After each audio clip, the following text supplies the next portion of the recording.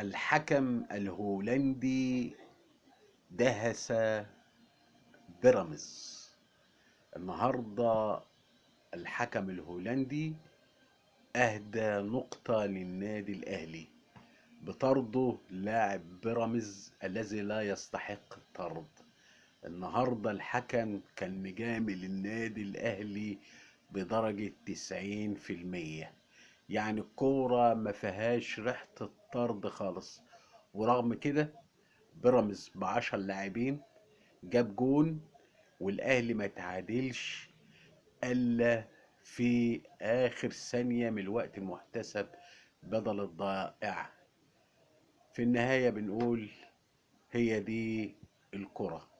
الحكم النهاردة دهس بيراميدز، يعني دهسة جامدة جدا جدا، واهدى الاهلي نقطة ثمينة. شكرا.